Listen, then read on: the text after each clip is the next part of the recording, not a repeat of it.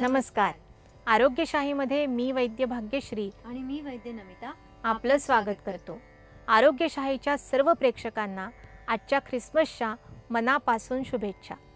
भारतात ज्याप्रमाणे दीपावली घराघरात साजरी केली जाते त्याप्रमाणे वेस्टर्न कंट्रीजमध्ये उत्साहाने साजरा केला जाणारा सण म्हणजे ख्रिसमस.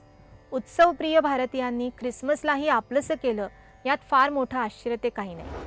फिलॉसॉफी सांगण्याची पद्धत वेगवेगळी असली तरी त्यातलं तत्व एकच असतं हे पटवून देणारा सण म्हणजे ख्रिसमस. कारण दीपावलीप्रमाणे यातही फॅमिली आणि फ्रेंड्सनी एकत्र येणं, एकमेकांना भेटवस्तू देणं, सगळ्यांनी एकत्र मिळून सहभोजनाचा आस्वाद घेणं आणि मानवतेला प्रेम, दया तसंच शांतीचा संदेश देणाऱ्या जीसस क्राइस्ट यांचं स्मरण करणं हेच महत्त्वाचं असतं. हिवाळ्यामध्ये ख्रिसमस येतो. बऱ्याच देशांमध्ये या सुमाराला बर्फ पडायला सुरुवात झालेली असते. सूर्यप्रकाशाच्या अभावामुळे बहुतेक सगळ्या झाडांची पानं पूर्णपणे गळून गेलेली असली तरी सूचीपर्णी वृक्षात अंतर्भूत होणारी ख्रिसमस ट्रीज स्वतःची हिरवाई टिकवून दिमाखात उभी असतात.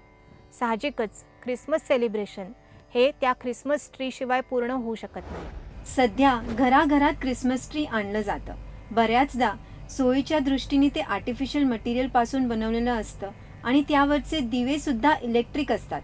पण ओरिजिनल परंपरेमध्ये गावाच्या मध्यभागी असणाऱ्या एखादं ख्रिसमस ट्री निवडून गावातील सर्व लोक तिथे एकत्र जमत असत आणि शुद्ध बीज वॅक्स पासून बनवलेली मेणबत्ती पेटवत असत. झाडाच्या आसमंतात पेटवलेल्या खऱ्या मेणबत्तीच्या सुगंधामुळे सर्व प्रकारचे नकारात्मक तरंग, दुष्ट शक्ती यांचा नाश व्हावा ही यामागची धारणा असते. आजही ख्रिसमसच्या निमित्ताने घरादाराची साफसफाई करून रोषणाई केली जाते. घरामध्ये मेणबत्त्या लावल्या जातात.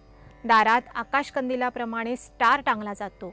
वेगवेगळ्या प्रकारच्या कुकीज आणि केक्स बनवले जातात.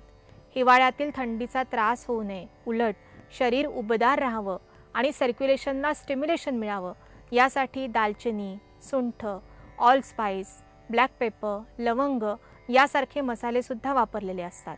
ख्रिसमस सेलिब्रेशन मागची खरी कल्पना लक्षात आली तर आपल्यालाही यात खऱ्या अर्थाने सहभागी होता येईल. पुन्हा एकदा सर्वांना मेरी ख्रिसमस.